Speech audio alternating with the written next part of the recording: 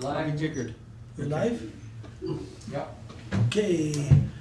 We want to welcome everyone to council meeting. Before we get started, there's 4 people in our that have come here to be a part of the discussions, I guess. I'll just let you know those are on Zoom, so you know who they are. It's Jess Depew, Hugh Simpson, Christy Olson, and Sue Olson.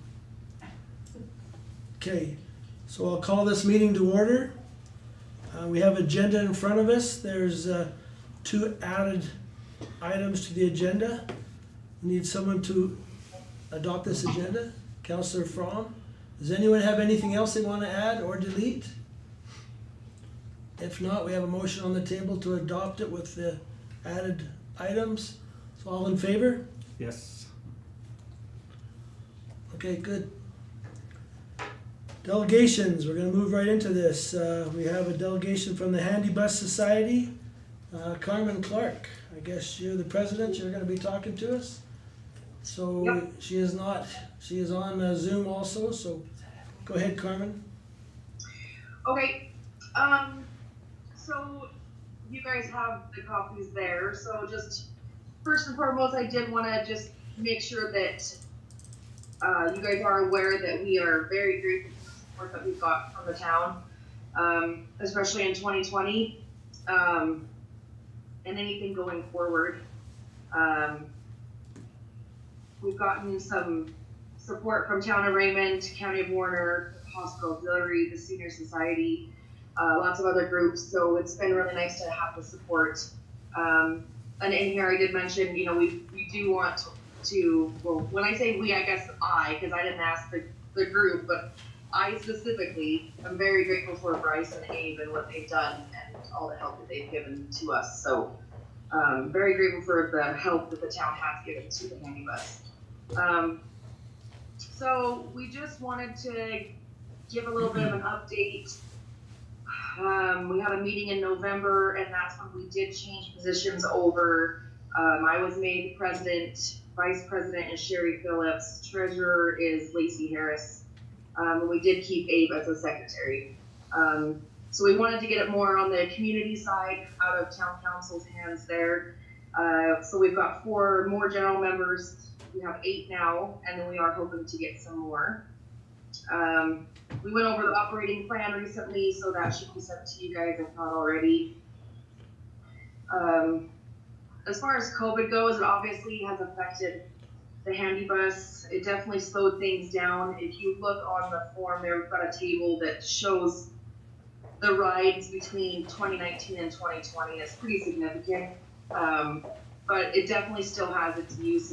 It's absolutely essential still, but it just definitely went down, especially with elderly people wanting to stay where it's safe, right? So some of the things we did want to highlight though, we had them a trip to Waterton that Joy took a group of people, and there's a trip to Calgary that even happened. So it was wonderful that we could help someone get to an appointment in Calgary, and Waterton was just a fun trip, but it was just nice that we could offer that.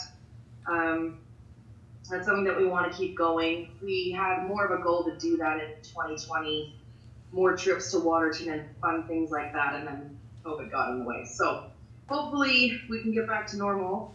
Some of the things that the rides tend to be for is all your eye doctor, insurance, radiology associates, going to the dentist, hospital, grocery shopping, that sort of thing. So that's just kind of what the typical rides are for, if you guys are curious about it. We do get some requests sometimes for just actual residents, and it's not that we wouldn't do that, but our priority is elderly and disabled. So overall, it's been going really well. Joy's been our driver for a little bit here, and she's been absolutely wonderful. And she said that there's been no complaints about anything. It's been going well. So what she has been doing is wiping down every time in between and that sort of thing. And so she's making sure to follow all the COVID, I don't know, you call it rules, I guess. So Now, right now, we are only doing one rider at a time unless they have an aid, just because of the situation. So we're hoping that can change in the future, but that's where we're at right now. So, and then just to kind of wrap it up, we are requesting $12,500 from the town of Raymond for 2021. That would just be all the assistance for the ongoing operating costs. So we do hope to have a more fuel efficient bus in the future. It's okay right now, but that is something that we would like to do is get to that point, and actually be able to have a savings going rather than just barely making by. So we'll do some of our own fundraising eventually. It's just COVID's kind of gotten in the way of that. So yeah, I just I guess to reiterate everything, I think that the town has started to notice the need of the handy bus, and I think if we get it out there a little bit, more people will realize it. But I'm just very grateful for what the town has done so far, and I'll never stop asking for more help for the handy bus. So get used to it, I guess. But I think it's just an essential service, and I'm very passionate about it. So hopefully that comes through. Well, we're grateful to have you be the president.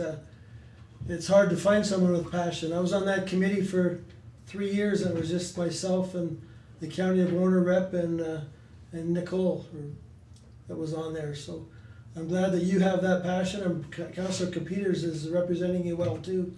I appreciate what he's trying to do on that. So you have a committee of 8. I think that's great. That's yeah, we'll try to get it bigger, but that's just where we're at right now. So well, that's pretty good. And I agree, that's a lively report. It's good to see it alive and well. Yep. Yeah, it's been nice to see the bus everywhere. Anytime I go out, I see her zooming around town, so it's nice to see it's being used. Is that your logo on your letterhead? Yeah, I made that. I just decided we needed to have a logo, so.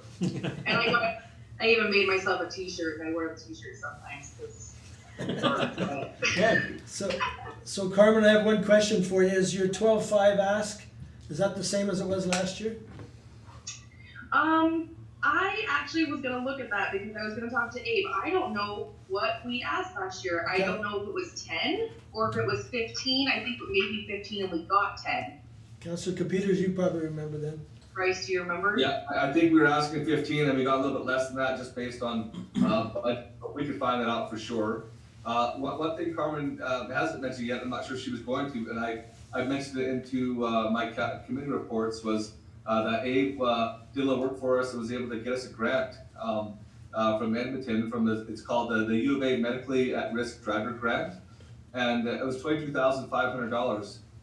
And as we were talking, we met on Friday, and part of the discussion is we need to start getting some money set aside for when we have to replace that asset of the bus and get something that's a little more fuel efficient. So we're asking for 12.5 as a way to help with our operating costs, as well as put some money away for a future capital purchase. Okay, good. Anybody else have any questions for Carmen or for Councillor Capeters on this? Okay, well, we appreciate what you're doing, Carmen. Thanks for coming on. You're welcome to stay tuned for the rest. I'm good. Thank you though. Thank you. See ya. Okay, so we have some minutes in front of us. We need the council minutes first. Anybody have any discussion on these? If not, we need a motion to approve the January 19th minutes. Councillor Heggie makes that motion. Then all in favor? Okay, good. We also have the council committee minutes from January 26th. Did I just say that? Wrong date last time. Anyway, if we need someone to make a motion to approve these. I'll move those, Mayor. Councillor Harker. Committee from 26th. Any discussion on this? Then all in favor? Financial report, Curtis, there's nothing here. Yeah, the information will be attached on the second council meeting of every month, Okay. after the Audit and Finance Committee meeting has reviewed it. So we don't have anything here today then, okay. We'll move on to items for discussion. Number 6.1, the bylaw 1095-21 that's it. So Mark, do you wanna talk about this? Yes, I do. So here is, so we have our land use bylaw, which governs everything planning that we do in the town. So we have an application to amend our land use bylaw for a specific zoning for a property. So I'm gonna start with maybe just kind of the existing land use map, so we can kind of get familiar with that, and then I'll take you through the application of what has been proposed. So as council, your job is a little bit kind of quasi judicial for land use bylaw amendments. There's no appeal procedures, and so today we're basically looking at first reading of this bylaw, and then if it's approved, we're looking at setting a public hearing, and that public hearing component is the time where the public has their input for any viewpoints that might be brought up to this application. So today we're looking at basically first reading, and if you guys like it, to approve and set a date for a public hearing. And so that's kind of what we're looking for today, and today only, is just to hear the application from, and hear what your guys' thoughts are on it, and look at setting a public hearing date, and go from there. So this application is on 186 Broadway South. So here we go, I got our zoning map up right now, and it is this parcel right here. I'm just gonna kind of zoom up a little bit. Excuse me. Yeah, this is probably the best view right here. So, so 186 Broadway South is historically just been general residential, as you can see by the yellow identified in this map. It's a little bit removed from our downtown core of commercial, which is the red district right kind of in this area. Blue is public and institutional, so things like schools and other public buildings. So in our municipal development plan, which has a hierarchy of kind of plans, doesn't identify this area as it being changed to a commercial zone. So this application is actually to, in essence, to make a fine dining restaurant out of an existing residence. And so by recommending that we do a direct control district, nowhere in our municipal development plan supports this being changed to kind of a commercial area. It is, everywhere around it is residential, and so there's no real documentation that we have in our municipal development plans to allow this to happen. This is a kind of a unique and interesting concept, and so to allow this to happen, I would recommend that you, if you were to allow it, that we look at this direct control district. There's no real requirements, so the commercial district and the residential district, we have kind of real outlines of what development should look like in those areas. But for direct control, everything is set by council, so we basically had to write our own direct control district allowances to allow this direct control district zoning to go through. So let me kind of just take you through what that direct control means and what we came up with to entertain the idea of this fine dining restaurant in this commercially zoned area. So this is the existing land use area, so that's just kind of the background of where we're at. And this is my briefing for what this application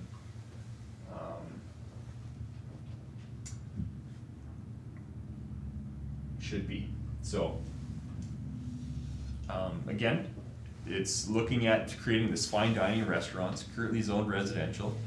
The applicant was informed prior to the purchase of the property that the zoning would have to be changed before any type of restaurant business could take place. Administratively, with the recommendations from ORSC, we are again looking at rezoning from general residential to that direct control.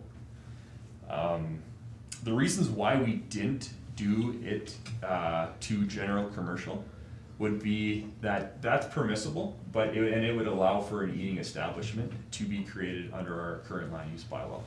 However, in doing so, this could pose some future issues, is that zoning goes with ownership. So if this property were to change hands, and potentially the business model were to change, we have a list of permitted uses that are permitted in the general commercial district that we wouldn't be able to stop. So eating establishment is a permitted use, but so are things like, for example, a convenience store or a automotive kind of business is discretionary. So you could have some other permitted uses that go into this area that maybe weren't intended to do so in the first place. So that's why we were recommending to go to this direct control. Makes sense. So if council is in favor of the redesignation of this property as direct control, then a motion for first reading of bylaw 1095 should be made, and a date for a public hearing shall be set. Because there's notification requirements, which is 2 subsequent back-to-back advertisements in our local newspaper, as well as notice sent directly to adjacent landowners. I foresee that this notification component is going to take probably about 3 to 4 weeks, so I'm suggesting a public hearing to be set Tuesday, March 2nd at 6 p.m. Additionally, because of COVID-19, I'd also like to kind of maybe seek some clarity and formalize the method in which to house a public hearing. Right now it's kind of difficult with our public health measures to hold a public hearing. And so whatever we do decide, I would like to advertise whatever we decide so that there's a procedural fairness that's involved in what we do. And so I think that we could do it via Zoom, but what we'd have to do is advertise where to get the link for the Zoom meeting. And this public hearing is to, I mean, first and foremost is to obtain public input on the application. So advertising is the first component that I have to figure out, and then trying to find a way to do it. And so I'd like to also just kind of hear your input on what kind of format you would like to see, and therefore I can kind of advertise it so that we have a nice fair process when it comes time to doing this. So. Okay, so you want discussion first on this? I got a few more stuff I can kind of take you through. It's going to take me a little bit longer Okay, than maybe go ahead. what you're thinking. So I'll just take you through. So this is the property right on the corner of 200 South and Broadway. Here's an aerial photo of the actual property. Nice big long house. It's historically a provincial historic designation, and Councillor Floss knows that he's been working a little bit with the Historic Society, and same thing with Abe Tinney here in the room, on getting this into our next round of municipal historic inventory for the town of Raymond. And there is a statement of significance on this house which has been included in the application.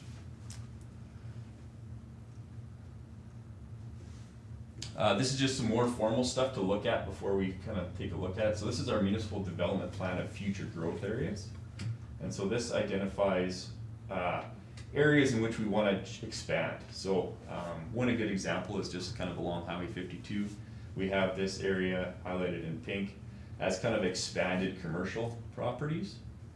But this area down here isn't identified as, you know, potential future commercial. So our municipal development plan isn't guiding us into developing commercial in this area, but more so to have infill and residence in this area.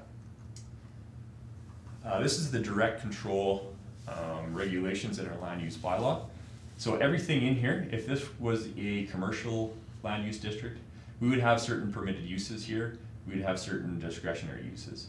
A lot of this stuff is as prescribed by council. So you guys are the kind of the authority when it comes to creating this. So we basically wrote one of these up with our recommended bylaws. So this is the actual bylaw, 1095-21. It outlines the property, and we want to change it from general residential to direct control. Here's the map that goes along with it. And this is the definitions and the legislation that allows this to happen. So with this one, we defined fine dining restaurant. And in the applications, we have gone through with the applicant to determine that a max capacity. And so we say that this is an establishment where food and beverages are to be prepared and served with a max capacity not to exceed 15 customers, and an outdoor patio dining area with a maximum not to exceed 6 customers. So we do have some numbers there on what the actual restaurant would actually look like. For this fine dining kind of concept, customer turnover rates are slower, typically 1 hour or longer. So catering and takeout service may be provided only as incidental and ancillary to the use during prescribed hours of operations. We also have some permitted signs that the applicant would like to do. So shingle sign is defined as would hang underneath the covered porch, awning or eave. And so yeah, this is the definitions. The permitted use, again, council just describes what they are.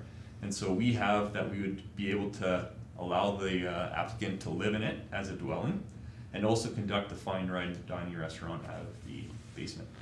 We also have 2 permitted signs, which is a window sign and that shingle sign I defined above. Discretionary uses would be solar panels, shipping containers, other stuff that would have to come to council for their approval because they are discretionary. We also have this monument sign, which the applicant is also seeking, would be seeking after her application, to do like a eat-in restaurant thing, kind of in the middle of the arched driveway as well. Minimum lot size is, we're just looking at this one parcel. Existing title. Setbacks, the building isn't gonna change, so we don't have to worry about that.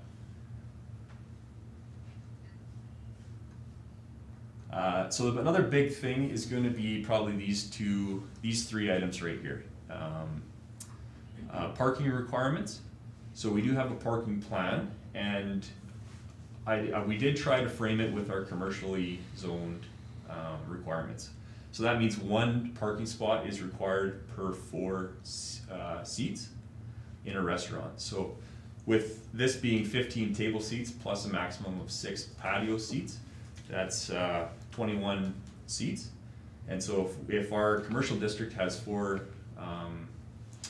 1 parking spot per 4 seats, we're looking at 5 stalls.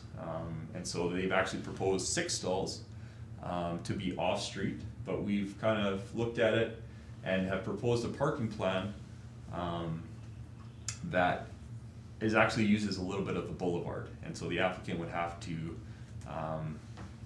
pay the cost to do the parking plan, but again, off-street parking on this particular area did not, make any sense because there is very little room. So the parking plan that we are submitted does use some of the town's boulevard, and we do show that later on in the application. Here's the hours of operations. So Monday and Tuesday closed, and then Wednesday through Saturday. Then Wednesday through Friday, 1 to 9 p.m. Saturdays 10 to 9 p.m. Sundays are 9 a.m. to 4 p.m.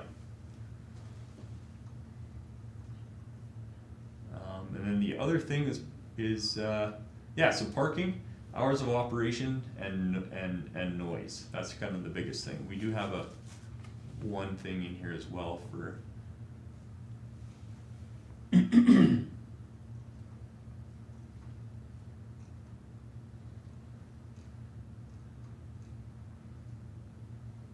I think 11 through, I think there's 1 page missing here, and I apologize for that. We can get that really quick here. Didn't even notice. But yes, let me just.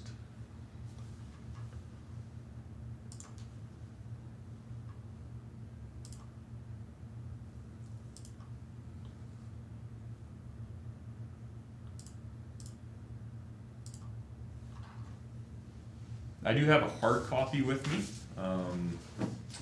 in the interim, I can maybe share it around. Okay.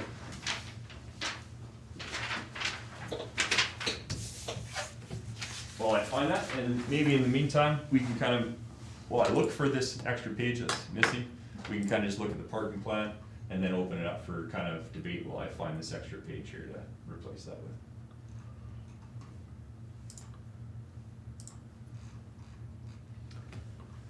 How do your neighbors feel about it already?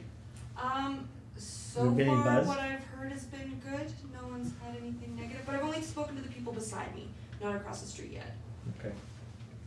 So roughly 15 years ago, there was a restaurant there Yeah. before.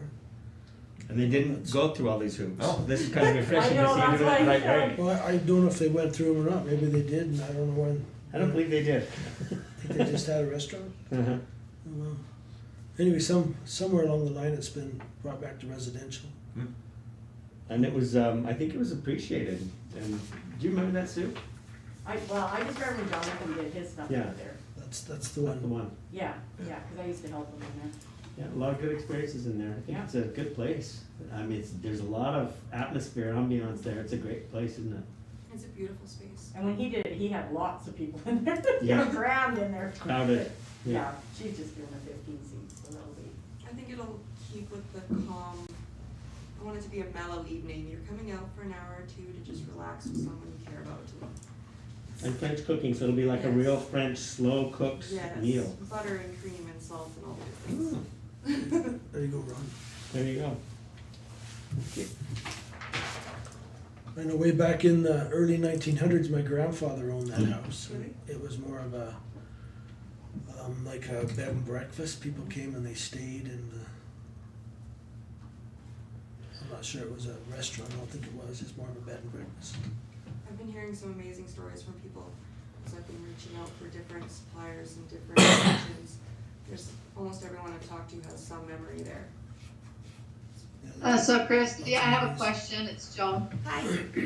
So did you set the limit at 15, or is that, how We had did you come to that number?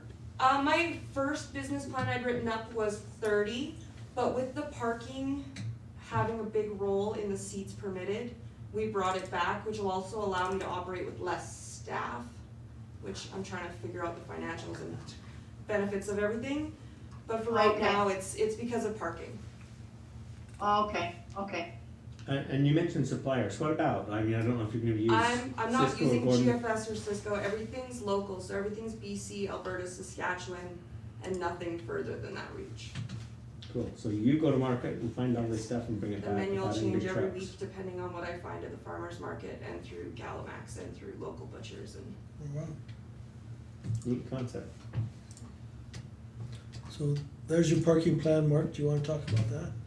Yeah, so this is just, again, we looked at this loop driveway and we said, okay, can we, first we talked about 30 seats, and then one issue that's gonna be brought up probably in the public hearing too is gonna be parking. So how are we gonna address that? So we looked at doing it through here, but if you have people on the sides here, you can't get very many and the size of it, so we looked at what was practical, and so the applicant felt that this was kind of tied to the restaurant's character as well. So we said, well, what can we do? And so this is where we kind of came up with an idea to use the boulevard for our parking, and you get your minimum requirements for one parking spot per 4 seats.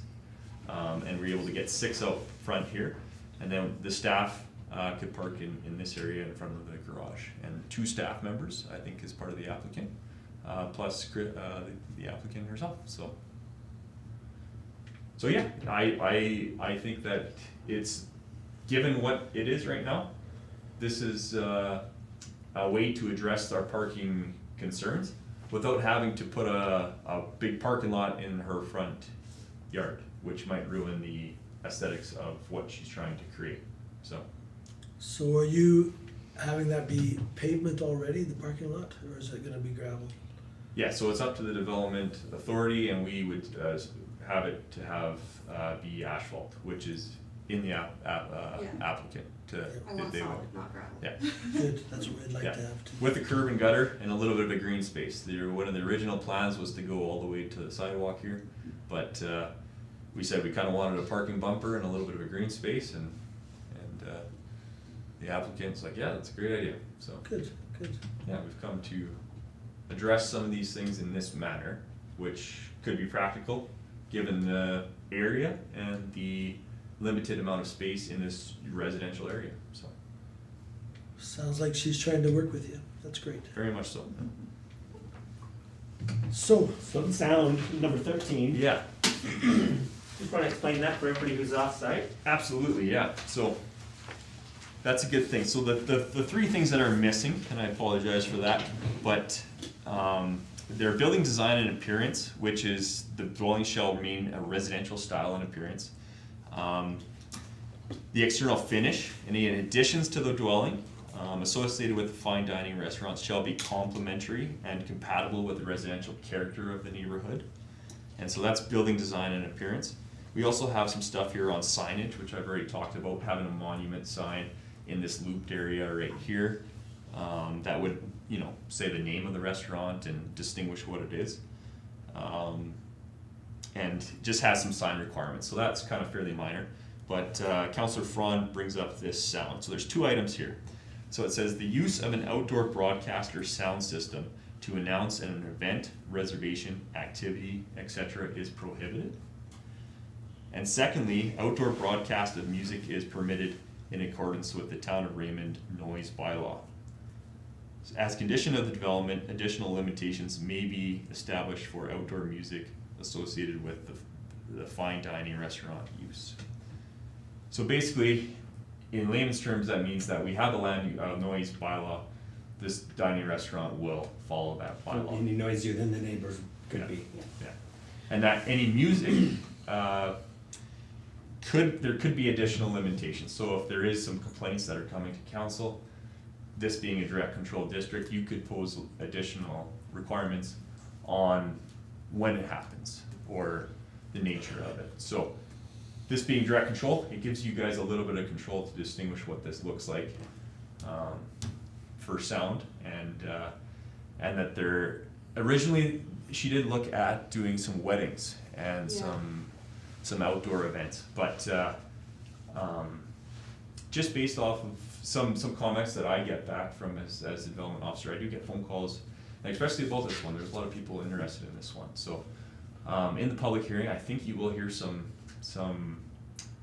comments back that might not be for it, and are concerned about things like noise and stuff. So we have to be able to kind of answer that question. Is that we do have a noise bylaw.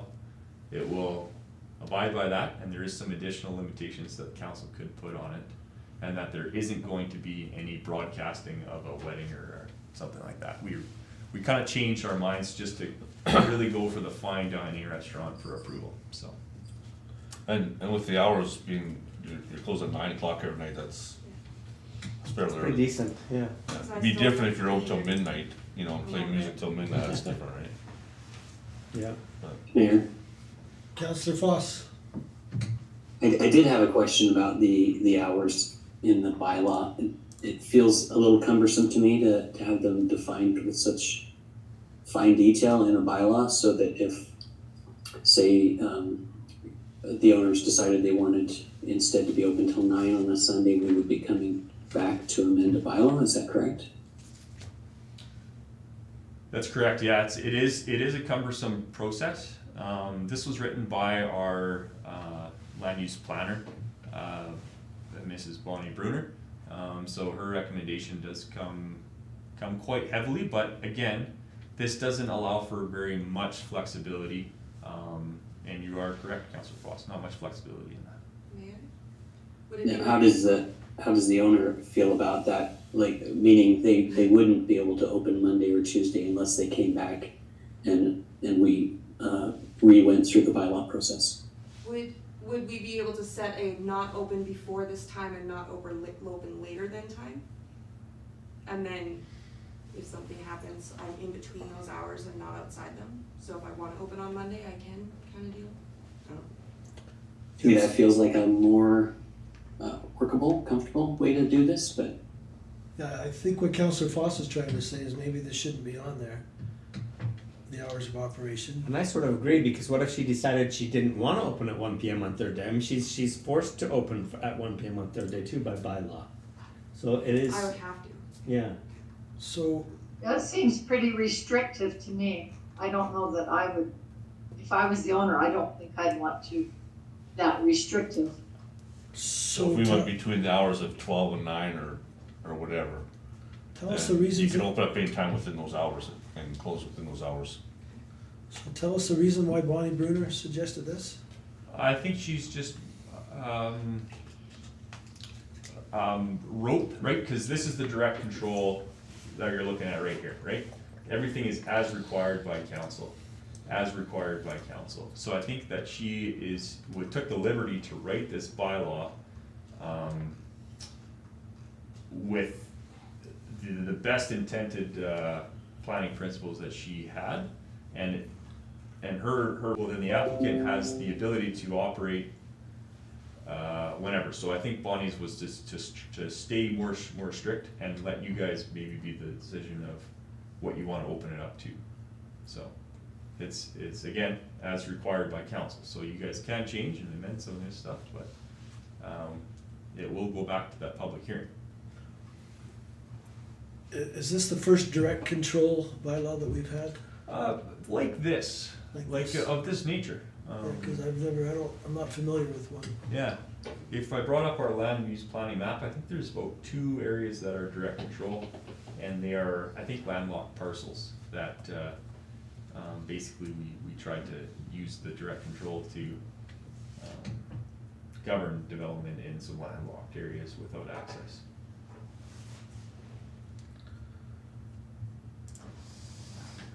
Mayor, Councillor Peters. I know the applicant's there and she doesn't necessarily need to put this out on a public forum right now without having a chance to talk about it, but I like what Councilor Foss talked about, opening up and giving guidelines to, perhaps like a 9 to 10 that will open between 9 and 10 o'clock PM. And then she can set her time somewhere in there that works for her, that allows her to be flexible and us having to be less strict with what she's doing exactly. Noise bylaw is 11 o'clock, so they wouldn't be able to go past there and make noise outside anyways. We might have to do that if there's no other way we can change this or amend it in some way. Or have control some other way. Yeah, so this can be amended, this bylaw can be amended and changed. I think these hours were submitted in the application, right? So they were originally the ones that were proposed. Councillor Foss does make a good point that they are very rigid. But we could amend this bylaw and bring it back again. we could amend it Mayor? at first reading, could we not? Like right now? I'm not sure on the processes of that. Maybe Curtis, can you speak up on the MGA process of council of procedure? Yeah, I mean, if the intent is to get first reading tonight, you could make first reading subject as amended or subject to the changes as presented. That's totally appropriate. Because I'm sure you'd like to move forward, so you get this public hearing going, so. Yes, please. Councillor Harker. I'm just looking at it from, 2 things. As a customer and also as a business owner, we want her to be successful. So I'm just thinking, if you're that restrictive, okay, say I want to have a birthday party for one of my adult children. We're gonna do this fine dining experience, you know, they've got little kids, you know, they've gotta get their kids taken care of. I'm thinking that, you know, if you're saying it's only till 9 o'clock, that might be a little bit restrictive to make it successful. Do you know what I'm getting at? You want her to be successful, so yeah, we can discuss that later, but I think that we don't wanna restrict her so much that she can't be successful, right? But we do wanna remember that it's in a residential area, so if that part, if number Oh, 14 said, absolutely, but like, Counselor Foss said, the noise bylaw, or whoever said that, the noise bylaw is till 11 o'clock at night, and it is inside. Yeah. Mainly, so, you know, you wanna make it so that she can be successful, right? would it be too loosey-goosey if we just said the hours of operation, would be between 9 AM and 10 PM on any given day? I mean, just, cause it's really based That'd be good. to restrict you so that you're not bothering your neighbors. Yeah. It's not to tell you when to open Right, your yeah. restaurant, right? That's just, I cannot operate outside of these hours. Yeah. Okay, I'm perfectly happy with that. Okay. I just wanna do brunch. I on think the that's weekend. better. Sorry? I wanna do brunch on the weekend, so I want mornings on the weekend, but. So Mark, do you have any suggestions for us? Is that, No, that's whatever we write here, we're gonna be taking to the public hearing, so I think that we just have to Direct consider that. control, it's up to council. Yeah, okay, so whatever we do to define here, I think it's fine, this was originally presented and presented to the applicant to us as this is our likely hours, and so I don't see any reason why you could change Okay. it. so does everyone like that suggestion from 9 AM to, was it 10 10 PM? PM? And then you I set- think you that's a set great the days? idea.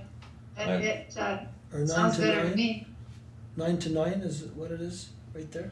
So if it's 9 to 10, that means that they're not leaving possibly till 11, because if they get in there at 9:45, by the time they eat and everything, it's gonna be 11 o'clock before they leave, Which is when the noise bylaw kicks in. which is when the noise bylaw kicks in. So 9. That sounds reasonable to me. So So you I like guess the, as long as they're out before the noise bylaw kicks in. you like the 9 to 9? 9 to 9 works great, because then I'm not taking any tables later than 9, my doors are closed, tables are finishing Okay. up and leaving. Yeah, So that hopefully everybody's off property by the time. And you and went then on that way too, everybody can be so- off property by 10 I got o'clock. kids and upstairs. Give us a little bit of leeway. Okay, let's rewrite that the I same. like the 9 to 9 9 to better. 9 then. Yeah. Anyone else have any comments on this? And that still gives you the opportunity to brunch on the weekends, starting at 9 AM. Okay, then let's, does someone wanna make a motion with that amendment to it? I'll move. Counselor Hagee? Any other discussion from anyone? This is, the motion to approve bylaw 1095-21 with that amendment with of the hours of operation. Mayor, Counselor Peters? do we, within that motion, do we also have to set the, open house date and time, or do we, No, is that a that's- separate motion? That's a separate motion. Come later. This is just the, just to approve the bylaw, first reading of bylaw 1095-21. I'll move first reading, then. Oh, no, we got a motion on the Too late? floor. Okay. Oh, yeah, we gotta vote on that. Yeah, no other discussion then, all in favor? Okay, that's good. Now we need a motion for the public hearing, which he suggested to be on March the 2nd, am I right? Yeah, right there. 6 PM, so just before your regularly scheduled council meeting is my recommendation. I'll move the public hearing for March 2nd, Mayor. Okay, Counselor Harker moves that. Any other discussion on this? Mayor? Counselor Peters? So I know, Mark, we talked about the format, I'm trying to think of what the best way, not sure if a Zoom or this is the best way to hear and allow people to come in and voice concerns so they're not talking, over each other perhaps. I'm not sure what the best medium is going to be for that. Is there a chance you could have it at the theater? If there's only so many people allowed to come in, would that work? Well, public hearing, you do wanna hear from everyone that wants to speak, and I think you are legally obliged to hear anyone that wants to speak. So by then, we're at 15 people, or maybe at 25 by March 2nd? Yep, what we could do is potentially advertise that if you wanna make a comment, to contact myself. And therefore, we have an idea of the number of people that wish to speak. And do it that way. I'm spitballing. This is a tough one. Coronavirus rears its head again here and makes it difficult for public. Just a input. suggestion maybe for council to consider. I mean, if Yeah. we start getting, I think we would announce that it would be at, say, the theater. We would know what the restrictions are as far as numbers in attendance, but throughout that time, people can register and they can be assigned a time that they can come, provide comment, ask questions, and then we'll just have to funnel people in and out so that we're meeting those numbers if there's a large number. I think that might be the most convenient way, so we're not changing venues midstream. We can advertise it's just gonna be here, and then our council meeting will just either have to be at the council, in the theater that night, or else we'll just have to have it start later. Yeah, correct, I agree with that. Everybody understand that then? The way it would work? Yeah, in person's nice. Yes, for sure. Yeah. Okay, then we have a motion on the floor to hold it on March 2nd at 6 PM by Councillor Fromm. Anyone else have any comments? I'll call for the vote, all in favor? Okay. I didn't see you two, did you guys vote? Yeah. Okay. I was looking at them. Okay, there you go. So we'll see you on March 2nd. Yeah. So 6.2, the COVID update. Instead of starting with that first email, let's go to the January 29th email. Whoa, some stuff has already gone off mine. Did you take some stuff off, Curtis? Nope. No, you didn't. Okay, go ahead. Curtis, you can, you changed it around a little bit. Okay. These are just documents provided by the province of Alberta on their relaxation of some of the enhanced measures that they enacted at the beginning of December. And so I think everyone's somewhat familiar with it, but it's just provided for your information and answer any questions if you have any. Okay, that second email just talks about the health measures that'll ease up on February 8th. Hope everybody's had the opportunity to read that, especially about the indoor fitness, the one-on-one training. I think this is gonna go right into what we're gonna be talking about. You've had the opportunity to read it. If you haven't, if you could, try to take a look at that. Any other comments then, Curtis, about the COVID update? Nothing about the COVID updates, it's just information. We Okay. can get into the other matters and I think it'll tie back in. Okay, then we'll go to 6.2.1, and this is the letter to Minister Hunter. We talked about this last week. In fact, it's been sent, and today it's just here for your approval. I mean, for a motion to send it. We got your approval already. Someone want to make the motion for this letter? I'll make the motion. Councillor Hagee makes that motion. Any discussion? All in favor? Yes. Okay, good. 6.2.2, the ice arena proposal. Just wanna turn this over to Jess, or do you wanna turn it over to Hugh on this?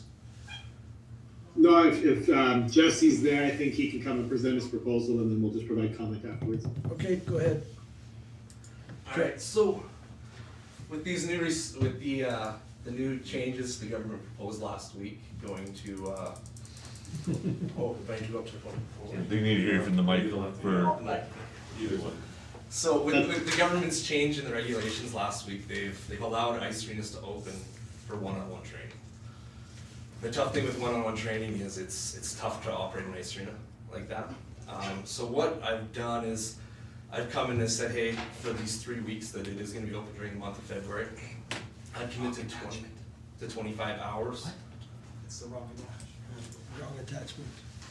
Sorry. There you go. I commit to 20 to 25 hours of renting the ice, following all of AHS's guidelines for one-on-one training. The reason 20 to 25 hours is I feel that is what it would cost to run the ice plant, so that the town is not losing any money.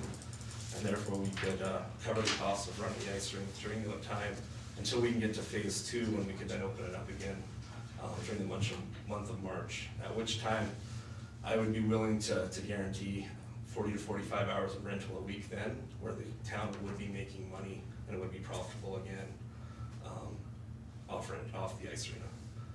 But really, the goal here is just to get kids on the ice, to get people using it again, and so it's not costing the town money during phase 1. So, I don't know, you've had a chance to read that. I don't know if anybody has any questions at all. Does anyone have any questions? I'm sure we all had a chance to read it. Anyone have any questions? I have a question for Councilor Peters. Do you think the school would be, at this point, ready to use that for their gym classes? Well, I think it comes back to the rules and regulations within that. If a teacher is a supervisor, if you, like Jesse talked about the one-on-one training, that's what kind of what's come out. My question is, does that training position have to be like a professional that's being paid to be the one-on-one trainer? Or I'm not sure how it was, like the schools, if we can allow the schools in, and again, I'm kind of biased because I'm at the school, but it would be a good use, and I could see that it being subsidized a little bit by taxpayer money if we were using it, the kids could use it, but to me, if the kids can't use it, I think it's hard to keep it open. I was surprised that the ice rink was still open this morning, actually. I had people approach me, asking me about ice time, and I said, the rink's closed. So I was kind of taken by shock this morning that it was still open. As I read the requirements from the government, it's open for phys ed class, and phys ed, the schools can use it for phys ed programming and how they want to use it. So during the day, it would be a great thing to open it up there and let the kids in the community to use the ice rink, and at nighttime, we would be covering the cost of it, and then we can get to March and step 2. We'd have lots of use in there. Or can be open for phys ed, It can be. according to, yeah. Yeah, Right, it can be so- open for that classes. I think it's a great So, idea. so it has to be like, just, you can't like take a whole grade there, but you can take a class, a gym class over and use it. So like, you can't take all grade 7s, but you can take the grade 7 gym class for this period, for I a can certain address period. that if you want. Like, Is that correct? I've talked to Kirsten Dykstra, who is our Alberta Health Services representative for the South there, and I've had this conversation with Jessica's proposal. I actually even sent the proposal to her, and they had no issues with that proposal, as in the one-on-one. And then when it comes to the schools, it could be, recreation facilities can be used for gym classes. It can't be used for any sports recreation for schools, but it can be used for gym classes. So it really comes down to the schools if they feel there's a use for it or not. But they would be able to do that. And I do know with Alberta Health Services, they were okay with the one-on-one, as long as they follow the social distancing, which is the 3 meters apart. And with the one-on-one coaching, there can't be any circuit training. You're with that one coach for that time, and you can't go to another coach, another player can't come to you. That's pretty much what they're looking at for. So the kids can't rotate from instructor to instructor. You can't rotate from Okay. instructor to instructor. So are there kids out there that are willing to pay like $85 an hour for coaching? Well, when you look at it, most of these kids haven't been on the ice since November 10th. And I mean, we were lucky in Raymond, we got that extra 2 weeks. But yeah, there's a lot of kids out there that haven't played hockey. They haven't, they're really committed to hockey, and yeah, they haven't been on the ice. They haven't got any training, any instruction. And so that's what we want to propose is get some of these kids on the ice. There'd be some kids from the community, there'd be a lot of kids coming from outside of Raymond. They'd be coming in probably 2, 3, 4 times a week, just depending on what their budget is. I mean, this isn't cheap, we're gonna be paying for the ice, the regular rate. But as well, when you come in on a Tuesday night for an hour of training, you're probably gonna hit Subway and Dairy Queen and all those things. So yeah, there are people that will use it, and I see it as a benefit for the whole community, bringing people in. Just how many kids can you fit on there at once? I'm gonna limit it to 5, and if we're doing goalies, 6. And there's no way to do high tempo training with more than that on the ice. So we feel we can break the ice up, and it's gonna have to be very coordinated, so we got different things going on in different ways so that everybody can use that ice at the same time.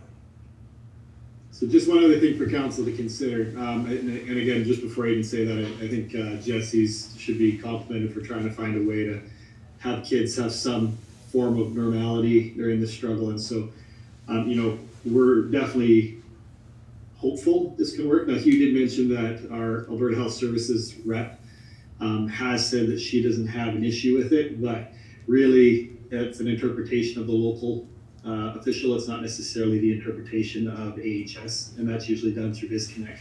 We have reached out to BizConnect and submitted the proposal. We haven't heard back from them yet. There potentially, I mean, as much as we want to agree with the idea of local economic development, there could be a challenge that they'll see with if other communities aren't able to do such things or have an opportunity and we're having cross travel. There's just some possibilities that this may run afoul with the actual province and not necessarily which would overrule our local inspector. So we are still waiting for some comment there. Hugh, I don't believe we've heard back as of yet, have we?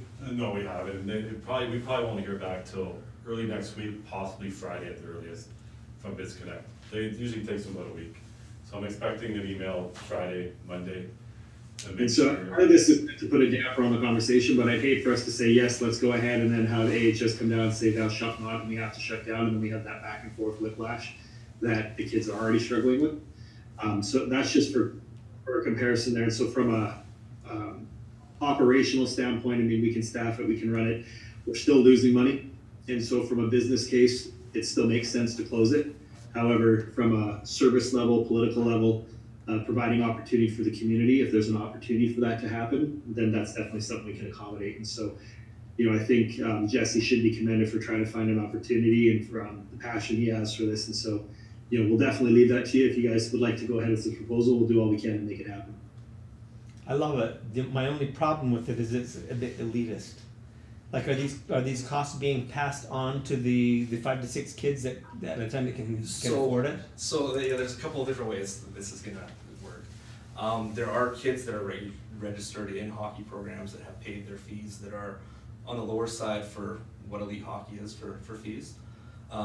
We would be using their fees because they only got a 6-week hockey season. And so a lot of those parents have said, hey, we'll use those fees to pay this. Their fees that have already, instead of getting a refund. Then on the other side, that's not gonna fill 20 to 25 hours of programming a week. So we will open it up to other people that would be paying $50. So it's not strictly whoever can afford it gets these hours then? Yeah, It's and we can open try to to be everybody. accommodating to local kids, and like I said, I'm super flexible to whatever you guys wanna see happen with it. We're just trying to make a way we have a way to get the kids to use it, the 20 to 25 hours. If there's things you wanna see, we're willing to accommodate. Same with AHS, if AHS comes out and says, hey, we wanna see different things, we're trying to abide by all those rules, because at the end of the day, it's ice time, there's kids that will use it, there's kids that will pay for it. So you have other instructors coming in too for the other high level kids is what you're talking Yeah, about? there will be high-level instructors coming to work with the high-level kids that will be coming from out of town. Jesse, just a clarification, are they certified instructors? Well, and that's where it's a little fuzzy on what constitutes a certified instructor. The instructors that we have that I've spoken to, they all work at hockey schools in the summertime. They've all played at a high level in the WHL. They've worked in the WHL as coaches, as trainers. They're certified power skating instructors. Do they have a certified recognition, So, credential, right. stuff, So saying, what I don't wanna do is just throw a parent on the ice and call it a trainer, right? And that's what we're not gonna be doing. These people will all be people who have experience, who have been paid, as well as everybody who does come on the ice to do this will be paid instructors. And AHS does demand that. They do demand that, so that's why we either will abide by certified instructor or paid? Yeah. That's the caveat. So everybody will be paid that comes on the ice to do it. So I'm sure you could, because of FOIP, you can't say names, but you could throw out names if you had to. Let's keep the names. We're not going to, but that's what I said, because of FOIP, we're not going to. I talked with Jesse on the weekend, and so I know some of the names, and I can verify they are all certified, or they have been like at an elite level where they have been paid to do instruction. So they are all, I would say, all approved. So Like then, they're- I'm it's kind very of high worried about level. the names of the kids too, because I'd hate to keep it open and even do this plan at a loss for kids to be able to drive out from Lethbridge.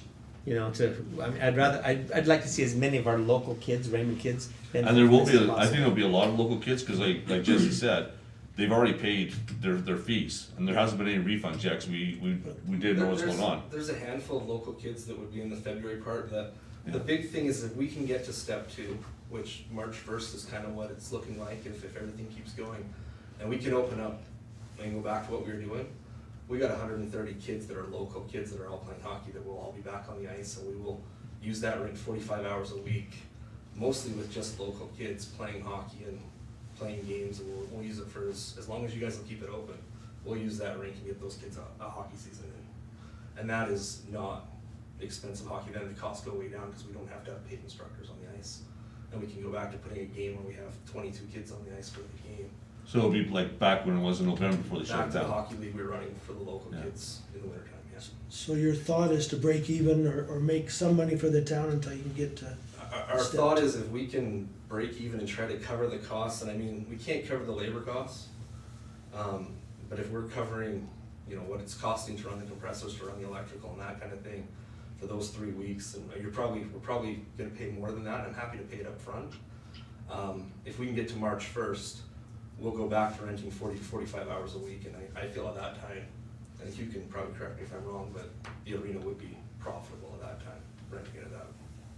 And that would be local kids back on the ice. so Hugh, you've looked into this too, and you, Yeah, I mean, Curtis can crunch the numbers, I mean, the arena's never profitable, right? So, we're not, to get back to where we would be, like, back in November, we can probably get back to that point possibly. I do know though, where it does complicate things, is that, Raymond Minor Hockey's done. Like, I've talked to Lane Hagee, who is on the board there, and they have no desire to get back on the ice. Even if the ice was to fully open up February 28th, they have no desire. They're communicating with their members that they'll be, I'm not sure if they have, so hopefully I'm not breaking news that they haven't yet to them. So, but anyways, they are gonna be communicating with their members that even if February 28th rolls around, and actually Alberta Minor Hockey today released saying that there's no hockey for Alberta Minor Hockey, which would mean Raymond Minor Hockey. They play in the Cal League, and the Cal League has been shut down for this season. So Raymond Minor Hockey would probably be out of this discussion unless some of those kids want to pay to join this other program that Jesse wants to do. So Raymond Minor Hockey would probably be done. Well, they are done, because Alberta Minor Hockey announced that today, actually. So, But in actuality, there's more local kids in Jesse's House League program than there is in Raymond Hockey. yeah, I mean, we can talk about numbers. I mean, junior nights program, if you add them as well. And all that. Yeah, so- there is, for sure. So I can see a lot of local kids But using it. I just wanted to, share where Raymond Minor Hockey is, because the discussion needs to be about everything, and Yeah. to know what their intent is, I think is fair for the process. And like I said, they have no intentions of getting back on the ice as a program at all. That doesn't mean some of those kids couldn't do other things, but they're done for the season. and it would be opened up to some of them that wanted to do it then. Yeah, come March, for February, yeah, for the training, yes. And then come March, if we do get to step 2 and we are allowed to run the team stuff again, then if there's any local kids that wanna jump on that for the last, however long you guys wanna keep that ice rink open, we'll use it 45 hours a week, we'll use it every night and all day Saturday, and I can even bring people in on Sunday, that would use that, paying the price to make money on that rink again, but it would be predominantly local kids playing hockey during the month of March. Mayor, Councillor Peters. first off, let me say, Jesse, nice job. I know our phys ed teachers have been hounding me, trying to find out through the town side if we were gonna be able to have skating, because our phys ed classes would definitely use and love it. I guess the challenge we have to look at as a whole, and I think Councillor Fromm did talk about a little bit, if we can't open it up to a full public skate, I'm not sure how we can use tax dollars to subsidize the cost, even with labor, for this thing. And what if the hospital numbers go back up over 600 and they close us down again? Those are things that are kind of out of our control. I've had people in my circle that have been part of the adult rec hockey, and this is still not going to allow them to be able to go play. So I think what Councilor Fromm kind of did say, it is kind of those that have the money can do it. And if there's a way that Jesse, your group can come in and I feel more comfortable if they could cover all the costs for what it costs for their time using it, I think you could do it. I think we'd have a hard time opening the pool for for the swim club kids to come and swim and not be able to let everyone else into it when it costs everyone money to run the facility. So you were talking labor, without covering the labor costs. What's the labor costs? Hugh? Curtis, we could. Our best guess is the arena costs about $7,000 a week to run. $7,250, I think, is what we put on a previous document that came to council. I actually had it open, but for some reason I think it's been closed on the I thought it computer. was 5,000 too. Well, wages Labor are on, about we're still about $5,000 loss 5,000. to run the arenas. Now, we're never going to get to the point where this is profitable. It's never profitable even when we're running a normal season. So I think council just needs to make the determination, is the financials what's going to drive the decision, or is it the ability to allow people to have some form of recreational opportunity and that service level component? And that's really the decision. You're going to be running a $3,000 to $5,000 loss depending on how you crunch it, depending on how many people Jesse can get. And I'm not doubting that there's definitely going to be a group of people, and it's probably a large group of people that could come and that would take advantage of that opportunity, especially if there aren't any other arenas open. But it is based on some variables that are, as Councilor Co-Peters has mentioned, that are outside of our control. COVID numbers could go back, further restrictions could come in. Alberta Health could come down and say, no, we're kind of finding the gray and they're not going to tolerate it. Or they could say, absolutely, you've done a great job and give us a blessing, right? So you really just need to decide, is it the finances or the service level that'll make the decision for you? With the finances, I do just want to point out, I would be willing to prepay up front just so that there's no worry on your guys' end that I say, hey, I can't find the kids to come, I'm gonna pull out and not do this anymore. The other thing that I've said in the proposal is we're happy to work at a time when we only need one flood. So as far as labor goes for the arena, we're just gonna keep the front open, that you don't need an attendant there for hours and in between times, so he can work his regular day. As I've talked to Hugh about it, it's not like you're gonna have to hire anybody to come work at the rink. It would just be manpower that you already have, that you're already hiring, and we could just extend it for 3 hours their shift, or at the end of the day they come, they give us one flood, and they're done. We don't really need anybody, we're not gonna have any parents in the stands, we're not gonna have anything like that, so it's not like we need labor there at the rink. So, I mean, we're just trying to cut as many costs as we can to make this as affordable as possible. Cut costs for the town too, is what you're saying. Yeah. Yeah, and Jesse, I want to make sure you know, this isn't coming from a desire to shut you down or not make this happen. You know, it's just, you've done a great job at presenting any possible way to make this happen, and it's definitely recognized on our part, so.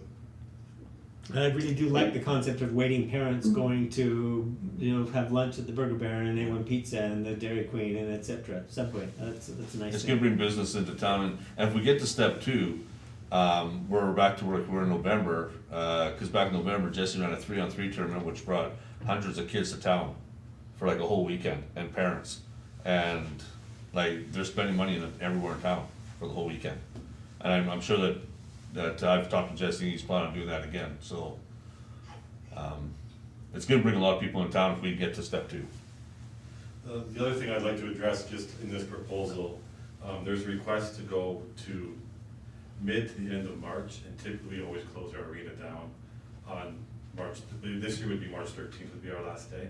So he is potentially asking for an extension on that. The only thing I would say to that is that's when it puts stress on the staff, because that's when we start opening up our golf course and our recreation facility, or our outdoor facilities start needing taken care of. So that would be the one thing we'd have to probably address as well, if we did want to go beyond that date of March 13th, because typically we don't go beyond that date as well. So, And if the weather is warm, it's harder and more expensive to keep the ice cold. Well, it's gonna be cold for the next 2 weeks, so. How do you feel, Jesse, about having contingencies in an approval? So say we don't approve the whole thing, say to March 31st, like if such and such, then we close down early. Like, Do you know what I mean? Like if the kids don't materialize, or if COVID gets worse. If COVID gets worse, because those stages in COVID they don't follow, right, we and can if vacillate. COVID gets worse and Then we just drop it. then we need to shut it, and I probably expect at the point everybody's at, I think it makes sense to Or shut if we're it running a down. loss every week and we get to March 13th and we typically shut down the rink we shut it down. And that's where I would come and I would prepay for these costs, up till March first, and then, again, if you wanted a prepayment for March, I would be happy to prepay for March as well, because I can rent that 40-45 hours a week, I can guarantee that I would rent that. That's not gonna be a problem at all. It's what usually gets rented out, Hugh. He's talking 45 hours a week.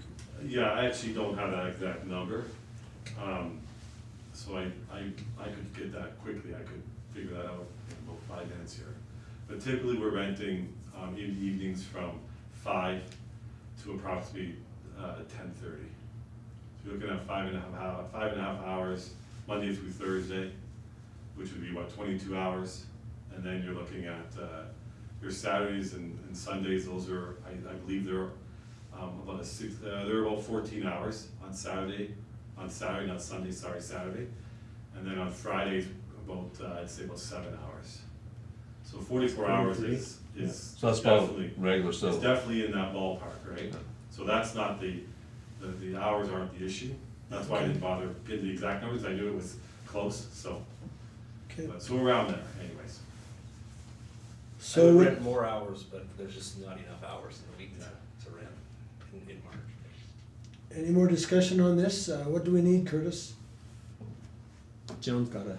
Oh, Joe, Councilor Harker, sorry. I actually wanna commend Jesse for thinking outside the box. I think it's wonderful that we have people in our community that are so willing to, kind of go out on a limb. And I really think kids, I've got a bunch of grandkids, and, they're all really needing people to step up for them. And I am full approval of trying to do whatever we can.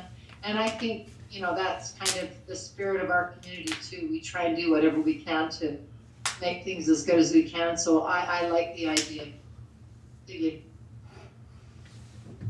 So what do you need, Curtis? You need a motion or what on this? We just wanna go, No, we would need a motion because our current motion was for us to close on last Friday. So I would need, and I took an executive liberty to stretch it over so this conversation could happen. So I would like a motion directing administration to, if you are going to go ahead with this, continue the operations of the arena as based on the proposal that's been presented, subject to, further enhanced restrictions that just prevent it from not occurring. I think Hugh made a good point about we're not really too eager about having it open past that March 13th or 14th date. But that's something that you can discuss as a council as you set those service levels. So. okay. Well, then we need a motion from somebody. I'll make that motion. Make the motion that we keep the arena open according to Jesse's proposal. With the contingency that if things get worse with AHS, that he understands that it could be shut down, basically anytime. Like if the numbers grow or whatever. That or AHS gets back to us officially and Yes. says the local inspector misread the With situation. AHS's guidelines, as long as we're following their guidelines, their protocols, and everything's good with AHS, then we keep it going. And then we revisit it come March 1st. Okay, revisit it come March 1st, that's a good idea. Or March 2nd's our council meeting on March 2nd, right? Yeah. So revisit on March 2nd and decide what we're gonna do for March. Okay, so in other words, it could be shut down at any time if things go south. If not, then we'll revisit it March 2nd. That's the motion? Any discussion on this motion then? Okay, I'll call for the vote. All in favor? Any opposed? Okay, one opposed. Councilor Peters. Okay, that's what we're gonna go forward with. Thank you, Jess. Thank you very much for your time. Good job. We're gonna get back in here. So next is Hugh. 6.3, the outdoor skating proposal. So this is very interesting, Hugh. I just brought that up last week and done some homework, and this is great. Yeah, so in a very short period of time, I was trying to get as much information. I've talked to a few other communities that are doing this. I talked to Life Saving Society that has actually some guidelines that I'll kind of go over quickly. Do we not have that, or? What's that? Do we not have those guidelines? Yeah. Bottom, just scroll down. Scroll down. Do you mind scrolling? Oh, I can go back there. I just want to put these there. Let's go to the next page first. But I just wanted to highlight a few things that I want to just point out for you to understand some of the reasoning and thought process. Like I said, this was a quick brainstorming session, kind of with myself and another staff member, Kyle. We sat down and did some chatting about it, and Kyle actually was the one that brought the Life Saving Society information to me. So I just highlighted a few that I didn't highlight on that page, but avoid moving water. So that's something we have to consider. For example, with the Parrot Lake, anytime they open that up, we get moving water out of the lake and then into our golf course, into the ponds, which can cause some issues. If you want me to elaborate on that, I will, just stop me.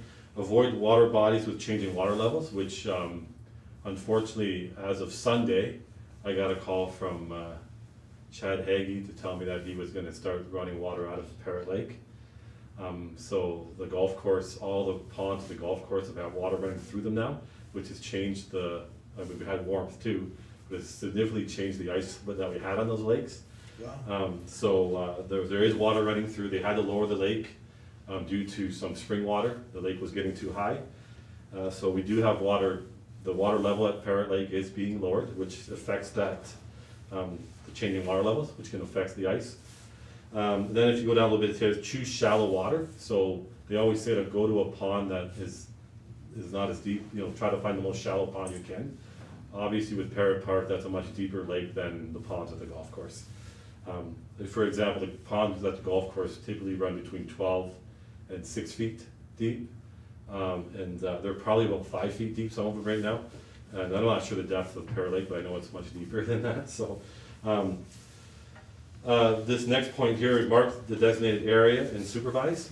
So that's something we wouldn't have to necessarily worry about. When they talk about mark the area and supervise it, that's if you're going onto a large lake and you're only using a portion of that lake, and that's the only part of the lake that you're testing for ice thickness. Well, we would be using the whole pond space, so that's something we wouldn't have to worry about supervising. So we wouldn't have to worry about staffing it. Then if you go to minimum ice thickness, so there are the depths there. Obviously 3 inches stay off, 4 inches is for ice fishing, walking, cross-country skiing. 5 inches would be snowmobile, ATVs, UTVs. Then trucks, cars is 8 to 12, and then 12 to 15 would be pickup trucks, a Zamboni, for example. That's where we'd have to be for that.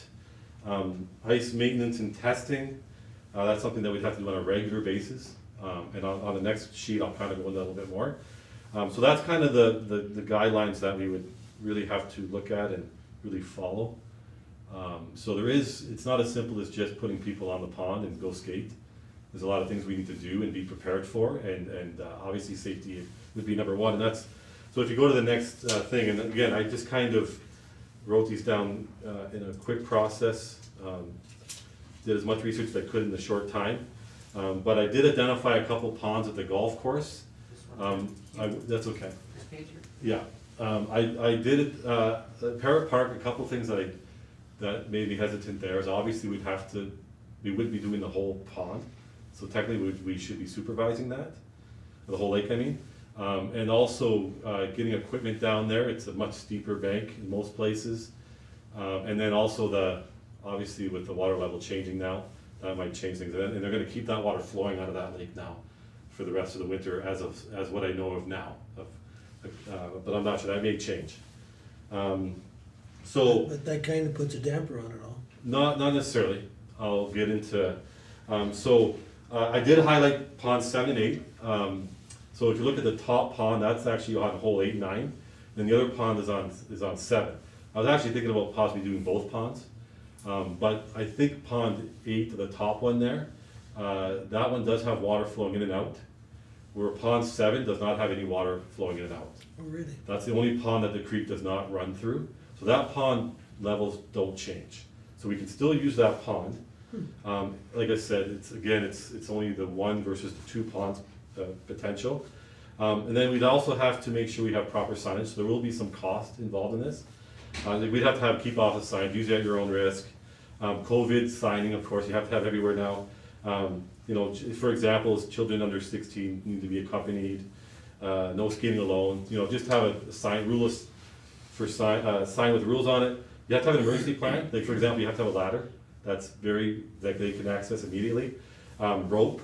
You need to have a bin with blankets and hot pockets or hand warmers. That way, if someone does fall in, you can take care of them immediately.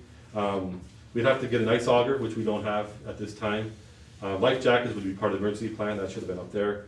And then for the Zamboni, you know, there is definitely, you know, I looked into that. I made some calls. I actually talked to Zamboni. There's potential insurance issues with that because typically, if it goes into the pond, insurance may not cover it. And again, it's a very expensive machine. We have no really place to store it out there, and it can't drive through snow. So if we get too much snow, it's never going to get to the pond. The train is too rough, and then propane can be very temperamental in the cold. So really, the Zamboni doesn't really work. But I did look at what we had as equipment, and we do have a Kubota that has a cab on it. It has a brush and a blade, so we could easily move the snow. And I would then build a tank with water that you could put in it with some PVC pipe with some holes in it. That would get a mat that would work as a Zamboni. We just drive that around, and that will give us a pretty. It's never going to do what the Zamboni would do, but I think it would still give us a pretty good playing surface. To be honest with you, I don't know if we would put hockey nets out there because you're not supposed to play games right now. It's 10 people can get together outside, but they're not really supposed to be playing games still. So I still think though, if things change, we would put hockey nets out there. The season's getting short on us as well. And then there's other things like park benches I'd put out there, which I have at the golf course. We have benches for the golf course. We would have to build a ramp that's the problem with Pond 7. It has a little bit more of an embankment than Pond 8 does. So we'd have to build a ramp for the Kubota to get down on the ice safely, and also for people who could then use that ramp as well to get on and off this ice surface. Much safer than trying to go down that little bit of a bank. It's not a big bank, but it's still for little kids, it's a big bank, right? So it would just make it more safe. And there's a possibility of putting floodlights out.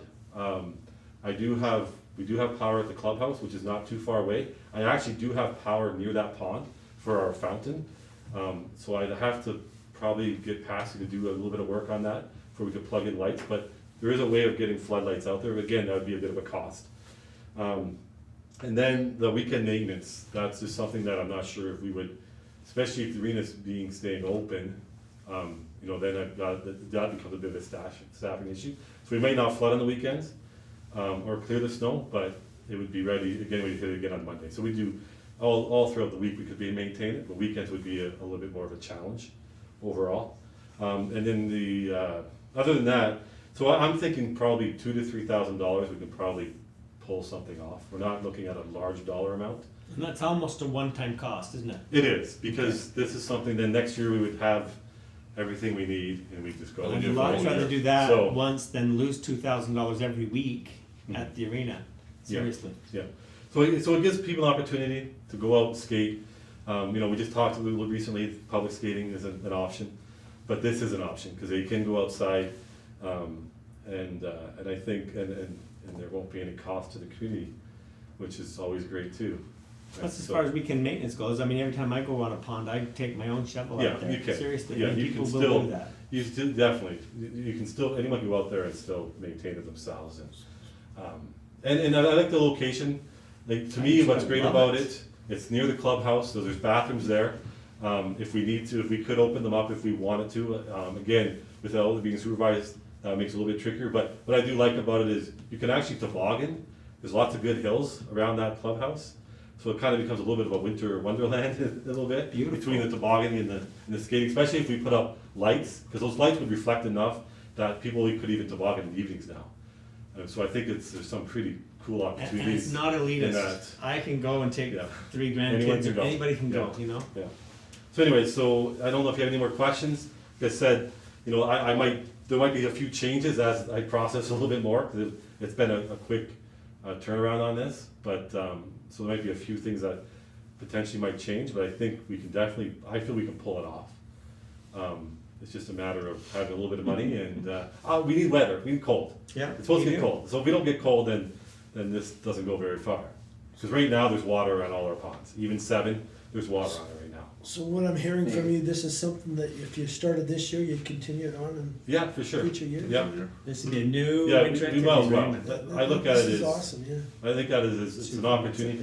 To be honest with you, if we could have snow year-round at the golf course consistently, I would love to build a cross-country track out there, right? Just groom a track, it'd be great. But typically, we don't get the consistent snow. But with that Kubota, you know, it is something that we could even do as well, or get a snowmobile would be better, but anyways, but you could turn the golf course into a little bit of a winter wonderland.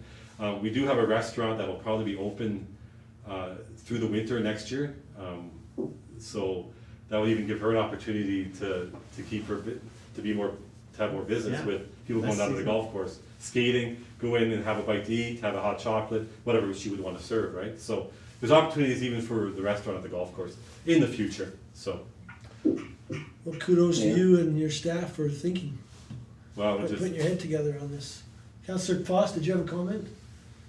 Yeah. Well, first, I love it. I think it's a great idea. I used to live in Edmonton. One of my favorite things was this little winter festival where you could do outdoor skating, sort of this idyllic Canadian thing. And so the opportunity there, not only this year but years coming, I think that's exciting. Can somebody with a mouse kind of circle pond 7, because it wasn't clear to me yeah, which one we're talking yeah, about. sorry about that. It's the one on the far right. Right there, yeah, that Yeah. one there. Closest to the, So the clubhouse, yeah, I don't know if you can point the clubhouse. That's the clubhouse right there. The parking lot is just south of that, southwest, and then you got the pond. So it's not too much of a walk to get there from the parking lot. It's enough to give somebody some exercise, and that's the whole idea. Yeah. I think this is just a no-brainer. I mean, to make that golf course a usable, beautiful, year-round facility. Joan's got a comment too. Councillor Harker. This might be the best thing that has come from COVID so far, because I think it's a Amen. wonderful idea. I do too. I love can it. really see us, no matter, what the year, making really good use of this. So I think it's very creative. Thanks a lot for all that work, Hugh. And Good I will idea. commit to using it too. It's, So yeah. what is the number of people right now with COVID that Well, can be there? You know, I've got to find a little bit more about that, but they're saying you're allowed to congregate in groups of 10 outside, 10. right? But again, the pond has got size to it, so I don't know what that really means. Can you have more than 10 people? Yeah. So I do got to do a little bit of, and like I said, I'm waiting for BizConnect to get back to me. I did talk to them about that. I said, what's that really mean, right? Again, Christian Dykstra said, well, as long as there's 10 there, 10 there, 10 there, she thought it was okay. But again, BizConnect is at the end of the day, they're the ones that call the shots. So hopefully, Karen did talk to them earlier in the week here. Well, I guess on Monday, she reached out to them, and then I reached out to them again today. And they said that they would get moving on this as soon as they could, but they did say probably Friday, Monday at the earliest, so. I'm all in favor of this. I think it's really exciting, especially in the years ahead, to keep on doing it. Yeah. My only thing is if we can allow so many there, who's gonna police how many there? Is the town gonna be liable if all of a sudden there's 50 kids out there, and we're only supposed to have 20? Well, I mean, that's a good question. Anytime they're. Or can we make it so you police yourself and just? Yeah, as long as you typically. Where's the liability fall? What's gonna happen, like we've already been contacted on a few issues already. And typically, you have a conversation with them. But typically, they're not gonna come down on us on something like that necessarily. Yeah. Because what we would have to do is as long as we got the signage, right? As long as we've got the COVID rules out there, then there is some responsibility on the users. Now, that doesn't mean we would have to maybe, be a little bit more, if they did come down, and we might have to be a little more vigilant on that, we might have to go down there once in a while and say, but you can't have this, maybe there can't be a hockey game going on. So there will be some, there might be a little bit of responsibility on us for during the COVID part. But I don't know, I have faith in our community, I'll be honest with you. I think if we put those rules out there, I think most people will follow them. There might be a few that don't, and if they don't, then hopefully we can correct that. But I have faith in the community will follow. If they want something like this, what I would say is follow the rules or we won't have it anymore. So that's how I look at it. Good. I think it's a great idea. And there aren't dozens or hundreds and hundreds of people in town who have ice skates. No. I mean, look at the use of the skating rink, even when it was free. We don't Yeah. get hundreds of people there at all. Yeah. So I think it's just another opportunity, another outlet, another venue that we can go and have a wonderful Canadian winter experience. Well said. Love it, absolutely love it. So Yeah, before I we like the jump on, I cross-country. just want to make sure, and I know it's already been said, but Hugh, Kyle, Corey, Karen, and Parker, they didn't have a lot of time since this was given, and I'm not sure who and all of them, but I'm sure all of them had a little bit of input at some point. So I just want to take a moment to highlight the awesomeness of the staff that we have and their willingness to try and make things happen. They're enablers. They want to try and make things happen, and I think we're very fortunate to have them there. Yeah, amen. Congratulations. So Yep, compliments to you guys. Now, what do you need here? Another motion? we would like a motion, yes. I could make that Oh, motion that oh, we all wanna make it. I think Councillor Harker Three at beat a time. You beat us to it. Councillor Harker beat you. Way to go, Councillor Hucker. So any discussion on this motion then? I'm happy the Zamboni's not going out there, and I'm even much. sort of reticent to see the Kubota on it, you know, but, I mean, it's just so easy, you know, to just have people with shovels, but I mean, if we can smooth it and They'll make be it go. wise. That's why I talked about last week, my Well, we can fear do was that. the Zamboni going to the bottom of Parrot Lake. It would be Perhaps stupid, you for know. context But with they'll the be Zamboni- wise. Who's The talking? Zamboni is primarily for snow removal. And so if and when there's a snowfall, the crews will be monitoring when the snow is gonna happen, and they'll make sure it's back in operational services department's use so that they can use it for the walking trail and various things like that. But for when it's not being used, it's a town asset, and if it's gonna be deployed at this department for this portion of time, then that's what it's gonna be, so. Good. Okay, do We, the we will, testing. we will be checking the ice thickness, For sure. obviously. There are some protocols we have to follow anyway, so we won't be putting and it will be a two-man job, there'll never be someone taking Good. care of the ice without another staff member with them, in case something did go wrong. Yeah, which- you wanna have the other. Which person we don't for sure. want, we're not, that's not gonna happen, but, but we'll make sure we are. And I think that's important, if the town can do that part and maintain some record of the thickness of the ice, then I don't have to, as a grandfather or something, go say, well, I don't, you know, put a toe out there and test it out and see if I And think we it's will be safe. building the thickness of the ice too, by putting more water on it Good. as well, right, so. Fantastic plan. okay, great. So we have a motion on the floor then. So I'll call for the vote. All in favor? Yes. Okay, that's good. We just need some, snow and ice, cold weather and stuff now. It's coming. I think we're gonna get some. Cause I'm kinda torn, I'm kinda like, I like this weather. Nice to get some kids and some people on that ice, so that'd be a good idea. Great. 6.4, the raw water expansion local improvement plans. Everybody had a chance to look at these? Thanks Thank you, for Hugh. coming, Thank you. Hugh. Yeah, you're welcome. Curtis, you wanna talk on this? Yeah, so we discussed this last week at committee meeting. It's been in discussion for a number of months now. The documentation that's there is that one minor addition where, if Abe, if you could just pull up the third attachment, East Subline 1 raw water LIP plan. So all of the individual local improvement plans have had one addition, and that is, if you scroll down to the, almost to the bottom of that page, next page, sorry. Right there in the middle there, it says maximum cost to each of the however many owners will be this amount. We added that next sentence that actually broke it down what the per year cost would be over the 10-year if they chose to do it over time.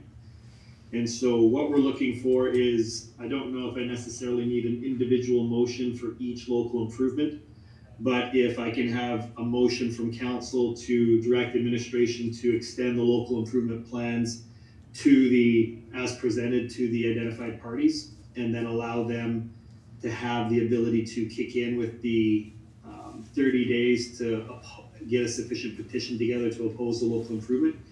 If there is a sufficient petition received by 4:30 p.m. on March 4th of 2021, then the local improvement will not go ahead, and it will be 1 year before it could be reproposed. However, if there is not a sufficient petition, then it will be an approved project and will be put into the capital plan for the town.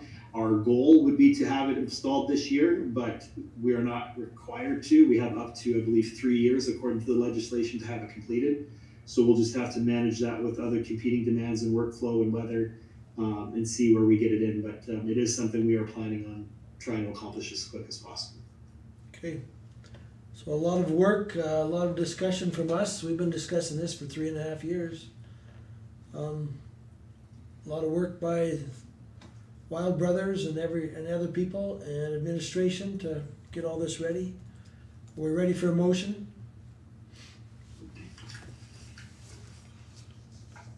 Someone want to make a motion on this? I'll move this, that we proceed with this proposal for these raw water plants. Any discussion from anyone? Mayor, Councilor Capeters? not sure if I missed it somewhere. Do we have to lift the moratorium or not? Say that again? Do we have a moratorium on raw water connections? Do we have to lift that first before we can do this? I think we did that, last spring, didn't we? Or last summer? No, Council Computers is correct. There is still a moratorium in place. I mean, Okay. to interpret it, the moratorium could either be, needs to be lifted so that these can happen, or there is a moratorium unless it's approved. So it's not an open season kind of connection. It's more on a specific plan that's been taken into consideration with the overall infrastructure. But Councilor Peters does raise a point that a motion could be passed to lift the moratorium, and then we'll just analyze each individual application as we've done here. So that's actually probably prudent, and I forgot that. So thank you, Councilor Peters. But isn't the moratorium on water outside of our community? We had two. We'd have both. We did, eh? Yeah. Mayor, I'll make that motion that we lift the moratorium that was put in place. In our community? Yes. Raw water. Okay, Raw water, yeah, in the community. so we're not talking about outside the community. Not rural Rural water, water, rural moratorium. water. Okay. Okay, we have a motion by Councilor Capeters. Any discussion on that? And all in favor? Me. Okay, so now Councilor Harker, you made the motion already. Can we go ahead with this? Any discussion on this then? And I'll call for the vote. All in favor? Yes. Good. That's great. Thank you. 6.5, talked about this at committee, about how this census letter was sent to me from the Canadian government, and I forwarded it to Curtis, and now you've got it. We need a motion to, as requested by the federal census coordinators. Someone want to make that motion? I will. Councilor Fromm, any discussion on this? And all in favor? Yeah. Okay, good. 6.6, Ridge Utilities. Curtis, you want to talk about this? Yeah, so we're actually very excited. We've talked about this at council previously, but as of tomorrow, the council agreed for the town of Raymond to become a marketing associate of Ridge Utilities. And as of tomorrow, a press release will be going out where the town of Raymond will be making that public, and our website will be going live. What this is it's a way for us to be able to keep some of the money that's spent on everyday living, which is electricity and natural gas, more of that money to stay within the community. So, Direct Energy is a corporation that used to be in Canada that's now based out of Houston, Texas. ENMAX is a corporation of the city of Calgary. and they pay a dividend to the city of Calgary every year based upon the profits. Ridge Utilities is something similar, but obviously on a much smaller scale. And just as an interesting side note, in 2020, ENMAX received $54 million the city of Calgary received a dividend of $54 million from ENMAX. And that's from profit that ENMAX has made from every person in Alberta who has electricity and natural gas to them. The exciting thing about Ridge Utilities is that the town of Raymond, from a resident standpoint, the money that we're spending every month, every year on natural gas and electricity, a portion of that amount will actually stay within the town of Raymond. And it'll be going towards community projects, and it's not going to be going to the city of Calgary or a private corporation in Houston, Texas. We're just becoming a retailer in a competitive market and allowing the public to make the best decision as to what best meets their needs. And so from the town of Raymond itself, we have the benefit of providing a retail option for our residents and anybody else in Alberta to get their gas, electricity, internet if they wanted through Ridge Utilities. But we also have the benefit of further leveraging our existing infrastructure. So as a customer, we're going to be switching over at least the electricity portion of the town of Raymond to Ridge Utilities, and we'll actually be getting in year 1 a 35% return, in year 2 a 25%, and then in year 3 and every year after that a 15% return on the profit portion back to the town of Raymond from our own utility bills. Whereas right now we send the check and away it goes and we never see that money again. The other benefit for that is that's also for the same for every single person within the town of Raymond or outside the town of Raymond or in the province of Alberta that decides to get their utilities through Ridge Utilities. A portion of that 35, 25, and 15% for those first 3 years, and then 15% for every year after that they keep the service stays with the town. Our solar program also has a benefit where we're going to be able to further leverage the power we're producing by fine-tuning when we're going to be switching our utility loads from a high rate to a low rate and maximizing the amount of money that we're generating from our additional electricity that we're producing. And that'll have a net return for the town of Raymond as well. And then the last benefit is that for every customer that's part of Ridge Utilities, Ridge Utilities is a municipal corporation that's formed by the Village of Sterling, but it's going to be proportional to the number of members. And so if the town of Raymond has, let's say Ridge Utilities in total had 150 customers and 100 of them from the town of Raymond, there's going to be a portion from everyone's bill again that goes to this community investment fund. And 2/3 of that amount would come back to the town of Raymond that could go towards a community project like an improvement to the pool or the Little Red Pantries or benches or those types of things that can be put back towards the project. And so not only are we able to offer competitive rates to the community that they can, compare and make the best decisions for their own personal reasons, but some of that money will actually stay here from the town's own utility billings, from what we're producing, and then from the number of customers instead of going off to Houston, Texas, or the city of Calgary, or what have you. So we are very excited at this opportunity, Council Direct Administration, to try and find new revenue streams that broaden our ability to receive funding outside of the province and outside of the taxpayer. And yes, it's still coming from individual consumers, which are taxpayers, but it's a new revenue stream of a utility expense that we're already paying, and it's just never coming back to town. So what we're looking for is just public recognition.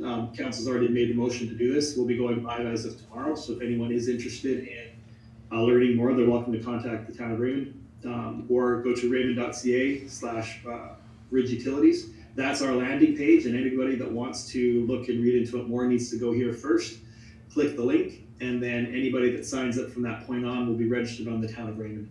If you go to Ridge Utilities itself, then we don't necessarily get that same direct financial benefit back, and so it's not as advantageous for us. So feel free to call if you have any questions, myself specifically, or there's some other staff members that'll be versed on it, and we will be sending out this mail out that is here on the screen here to members of the community, just to let them know that it's something they can consider. Great job. Any discussion from anyone on that? Then we need a motion to enter into this Ridge Utilities Incorporated. Make that one. We've already made that motion. I think just this is your information. Oh, just this information then? Okay. Yeah. Good. Well, good. You gave a good summary of all that. That was good. Any discussion from anybody on this, except for it's a good thing, gonna help our community? If not, we'll move on then. The 6.7, the Alberta Conservation Association letter. We talked about this last week, having this letter drafted, and it still has your name on the bottom of it, Curtis. Yeah, my apologies. When we have you sign it, we'll have it corrected. Okay, so we need a motion to send this letter. We talked about it last week. Mayor, I'll make that motion. Councillor Capeters, any discussion on this? Okay, and all in favor? Yes. Once again, this is just to get the ball rolling. It doesn't mean it's gonna happen, but gets the ball rolling. Okay, 6.8, the 2021 Elected Officials Training Program. Curtis. The Alberta Urban Municipalities Association has their elected officials education program, the EOEP. And historically, this has always been kind of day sessions that were held just before AUMA. Obviously, that hasn't been happening for the last couple of years, so they are taking it online. And so, for any member of council that does have an interest, there's some upcoming courses. First one is the Regional Partnerships and Collaboration course. I believe there's 3 days. It's about a 2.5 hour long course, and it's about $200 per registrant, I believe. And so anybody that was interested, I was just bringing this to your information. We can help with the registration if you want to, or you can do it on your own. Typically at AUMA, there's travel costs and hotel costs and food costs and actual attending the conference costs, but these is a much reduced number. So we just thought that we could bring it to your attention, and if anybody indicated that they wanted to, just so you can be aware, if you wanted to pass a motion saying that up to a number could attend or all could attend, just let me know and we can take it that way. So. Is anyone interested in this? If you are, then we need to, Councillor Foss? Yeah, I'd be interested in doing it. Anyone else? I might be, I just gotta check, I think with my calendar, on one of the Thursdays, I have something that might be up, so, I'm interested, I'll get a hold of Curtis. Okay, we need to. Yeah, I may be too, but I haven't checked those dates, so I'll check it out and let you know. So we need to make a motion then of up to four councillors then, four members of this council to attend or to be registered and to, so we do that?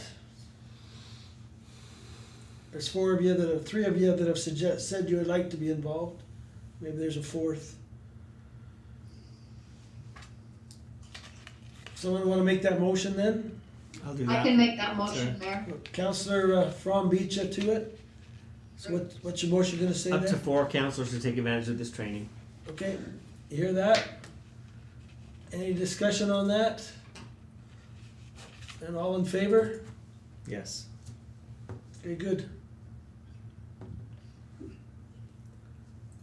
So 6.9, the food distribution event.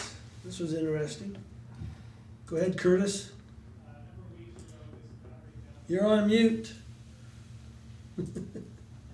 Sorry, a number of weeks ago, the Calgary Family Peer Connections reached out to me. They're actually based out of Stavely, and they made a point of mentioning that they're changing their name, so it doesn't seem Calgary focused, but more Southern Alberta focused. But they're an organization that has access to resources, and they were taking part in a food distribution event in a local regional community. They had partnered with the Iron Order Motorcycle Club of Lethbridge to help distribute, and apparently there's a few members from the town of Raymond who had indicated that they really wanted to have this brought to the town of Raymond. So they reached out to us. We had a confusion on the date. We were under the impression it was going to be not this Saturday, but the following Saturday. But apparently we got a phone call this afternoon that said the trucks arrived today, and they need to get rid of it this weekend. So what this is every single household within the town of Raymond is invited to come down to the ice arena on Saturday, February 6th between 1 and 5. We're going to be doing a drive-through kind of food distribution collection event on the east side of the arena in the parking lot. And so this organization is going to be staffing it and manning it along with the members of the Iron Order Motorcycle Club. They'll have all the COVID procedures in place. The town is providing some very basic organizational support just to get it going, but they're running this program on their own. But no one will be turned away. This isn't something that you have to be in need or not. They have food that needs to be given out, otherwise it's gonna go bad. So basically, we're encouraging everyone to spread the word. No matter what your financial situation is, even if you don't personally need it, you can still go down and collect it and give it to somebody else. Because if we don't, there's a likelihood that it will go bad. And so it's a fantastic social service that is being provided to the town of Raymond. And it got cut off there, but we do have a number of partners, the Raymond Rotary, this group, town of Raymond, and the Iron Order Motorcycle Club was all participating. And so definitely kudos and congratulations and thanks to those members of the Iron Order Motorcycle Club for considering the town of Raymond and bringing this here to the community. There's definitely a need for support, and whether it's physical or personal or that interaction, this is still something that gives an opportunity for people to see that there's still a world that cares and it's not totally looking inward. And so we just want to get as much recognition to this as we can. We have posted it to our Facebook page, but please encourage everyone attending and listening in council to go out and share it and to spread the word as quickly as possible. Well, this is very, It's fantastic. yeah, it's fantastic. Yeah, you got a lot of things you're gonna have to get out to the public here from this meeting tonight. Good, well, that's great. Thanks for putting that on the agenda. We'll move on to committee reports. You see there's a few been listed, the committees. Anyone else that didn't get anything on the report, have anything to add? Yeah, I got some, but I just gotta get my computer up and running here. Ran low on battery, so I had to turn it off. It's back here. Okay, anybody else before Councillor Hagee? Okay, if not, we'll wait for Councillor Hagee and then we'll move on. You ready? Well, while my computer works, I can start with part of it. I attended 2 meetings this past week.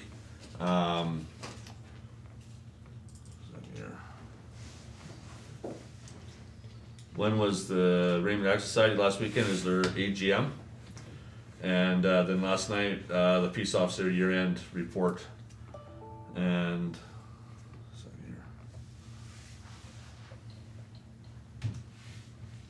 starting with the Raymond Ag Society, just reported what they did last year. Before COVID hit, they were able to hold 1 turkey bingo back in February, which was very successful. But because of COVID, they weren't allowed to host any other bingos the rest of the year. They did do some rentals during the summertime when restrictions were lifted a little bit. They were able to rent out a few times, so they got a little bit of revenue there. They were able to do their annual quilt show in October. But like I said, with everything else, Aggie Days, they weren't able to do Aggie Days, they weren't able to do the tractor pull, they weren't able to do a lot of things they had planned. They did, however, talked about a new business plan for this year, and it got passed.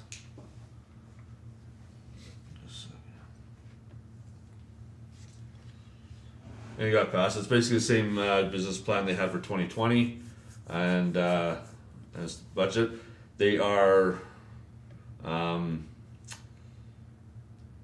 financially they are in good shape financially.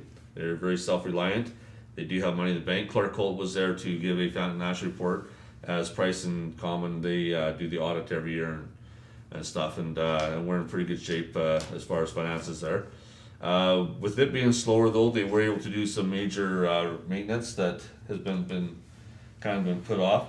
They replaced reshingled the barn that's been leaking, and so without having to keep it open for rentals and stuff, they were able to redo the whole roof. And by doing that, stopping all the leaking, they also painted the upstairs, so now it's more attractable to rent out for events such as weddings and stuff like that. They also put a new metal door on the building directly behind the barn, just to help with security. The doors on there before wasn't very secured, so they're able to do that. Plus, they end up doing a bunch of other little maintenance stuff. So it was a good year for that. Again, I mentioned this before, they did the Christmas giving tree along with the Lions Club, and they really enjoyed that. And they discussed at their meeting how to make that even better for next year, already starting now. So they're already talking about it, and they're gonna be planning. They have appointed someone to kind of oversee that, and she'll do a fantastic job with that. Other than that, they do elections, and with the elections, they have a new president now. The new president for the Raymond Access Society is Andrew Horlings. Good. And he'll do a fantastic job. He's very approachable, very personable, and has a lot of good ideas. So he'll do a great job. Bob will be the past president, and everybody else got on by acclamation. Is basically the same people. They still do have one spot spare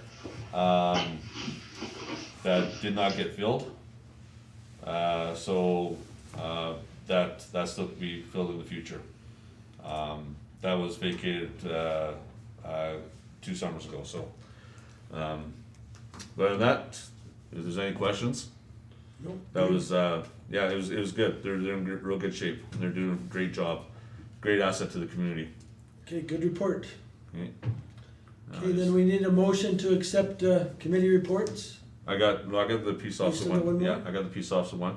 Okay. I just wanted to I'm gonna try and keep this short. I'm not gonna bore you with all the stats for like every town that they cover, just give you the report for Raymond.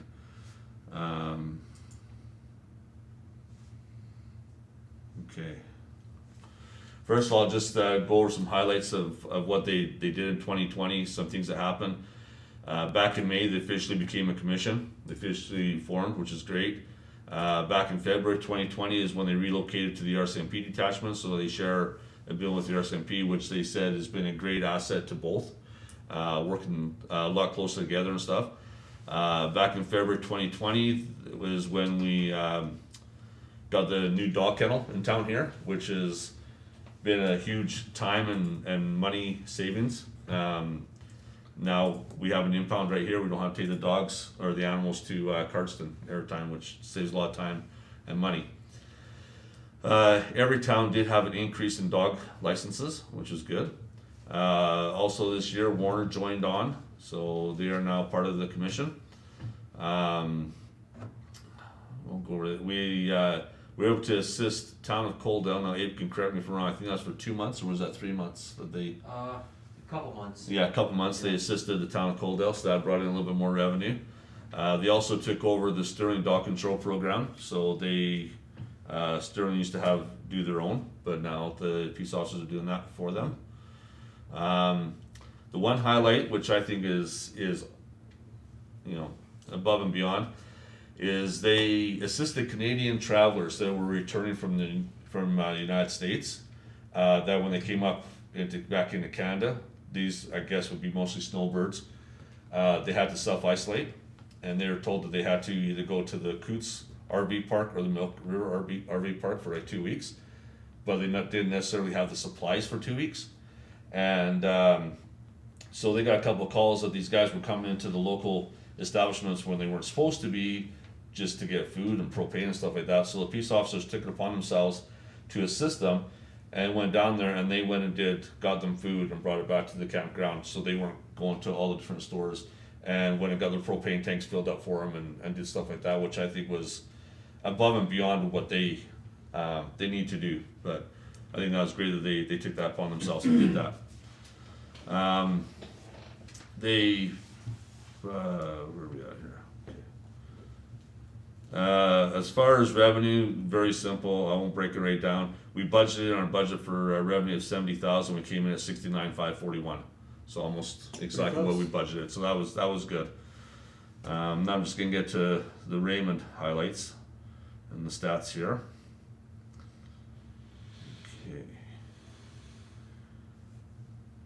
Okay, Raymond stats. We got for case reports, there's 297, and there's 75 violations for the Raymond stats for 2020. Some of the highlights for Raymond was there was 84 animal complaints. There's 5 Animal Protection Act, 70 unsightly reports done. There's 17 cases where they assisted the RCMP, and 6 cases where they assisted AHS, and that would be checking on people, make sure they're self-isolating and stuff like that. That was requested by Alberta Health Services. And other ones like traffic bylaws, noise bylaws, stuff like that. But it comes down to 36.9%. We're responsible for 36.9% of the reports, and we are responsible for 35.7% of the budget. So that kind of even right out, which was good. And like I said before, dog license compliance was up, which was good. So if you want to know about the other areas, then I can tell you that, but I'm not going to take time to do that right now. Just a couple other things I wrote down here. Also was the dispatching.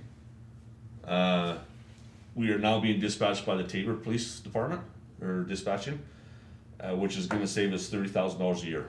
Our dispatching before, I believe, it was out of Lethbridge, Yeah. and they were charging $45,000 a year, and Tabor Police dispatching is going to charge $15,000 a year. So that's going to be a big save. Pardon me? Just as efficiently, probably? Yeah, yeah, so that's gonna save $30,000 right off the top right there, which is great. That's great. Anytime you can save money, Especially So- that kind of money. yeah. That's, big if I money. can just jump in. Yeah, go ahead. That's one budget item that the peace officers, in the peace officers' budget that we had no control over, and it seemed to keep rising and rising almost every year. And so it was a cause for concern, and thankfully we found a better solution out of the Tabor Dispatch, and they've been great to work with so far. Great. Nice, Great. that's really good news. Yeah, it was great that they found that, so. The only other thing I was gonna mention is that we did discuss the 2021 business plan. And, as a group, we decided we are going to share that with all the councils, as well as with the public. We're gonna put it on every town's website and Facebook page, so everybody can see what our business plan is for 2021 Good. stuff, so. It's always But good to I be think, transparent. yeah, they're doing a great job. The last thing I wanna mention is the calls were up 141% from 2019. So they went from, I don't know, they're up about 240 more calls last year than it was the year before. Wow. And a lot of that might be from COVID. I think it was close to 60 or 70 calls were just from AHS and COVID related. That's right. But it still leaves 150, 160 more than the year before, so. So when he comes in, I'd like to talk to them about that when they do their report. You Yeah. could remember to put that on the, For sure. I wanna see what they're doing for AHS.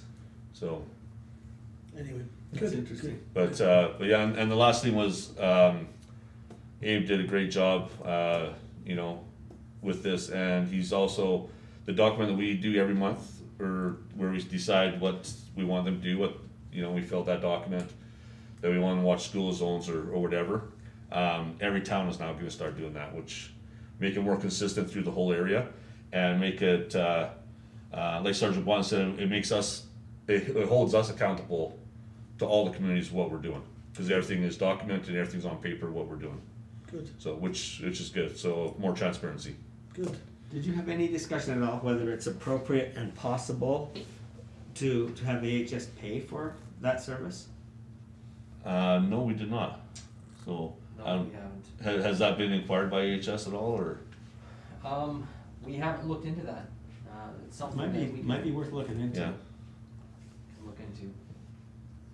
So was it all, I can't remember if he said all it was from AHS, or some from the borders, like having them go do it to check, They So- should pay for that, I think. pay for that Well, service, yeah. We'll I let them think- know, they owe our fire department a bunch of money too at the same time. Good. I think Curtis, there was some allowance, wasn't there? On that, or? I don't recall hearing anything. I mean, I haven't looked into it. I don't recall seeing anything specifically, but my first blush response would be is we're still trying to get AHS to pay for fire responders. I don't think they're gonna start footing the bill for police response for a pandemic.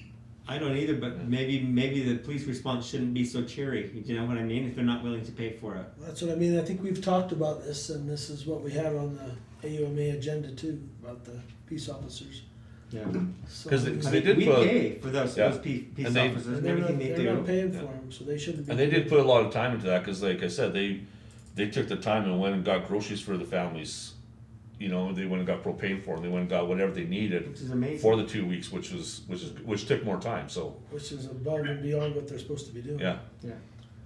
And I just want to take a minute here. Thank you, Councilor Hagy, for that very thorough response to the peace officer program. But it is a fantastic service, and they have taken a lot of initiative to provide that service. And I think having individual municipalities specifying what their priorities are, yes, it keeps them accountable, but it also makes them understand exactly and have councils understand what they've asked them to do. And so there's no miscommunication as to, well, we thought we told you this when they never did. So there's that clear line of communication. So we have 3 absolutely fantastic community peace officers, and Abe this is the Congratulate Abe show tonight, but he's doing a stellar job in the different departments that he's working within. So I just wanted to take a minute to recognize him as well. Nice to hear. Okay, well, we appreciate your report, Councillor Hagy. We'll need a motion then to accept committee reports. I'll do that. Councillor Fromm makes that motion. Any discussion? Then all in favor? Okay, good. Correspondence, so we have some correspondence in front of us. You see the 2 from Spirit River and Mackenzie County. When I talked to Minister Hunter a couple weeks ago, I talked to him about hopefully the Premier can have some more town hall conference calls. And there is one coming up on the 4th. Did you all receive that email from Curtis? Mm-hmm, thank you. So you can get on that. I'll be on that for sure. In fact, I might even be asking a question on that. If I can get a question asked. So, That's Thursday night, right? Thursday night. Yeah. Does anybody, want us to talk about any of these specifically, or just move on and get a motion to accept correspondence? I'll make I'll the move motion. we accept, oh, go ahead, Bryce. Councillor I'll make- Peters, makes that motion. So any discussion? If not, all in favor? Yes. Okay, good. Now we need a motion to go into closed. I'll make that motion. Councillor Hagy makes that motion. All in favor? Yes. Okay, we're now in closed.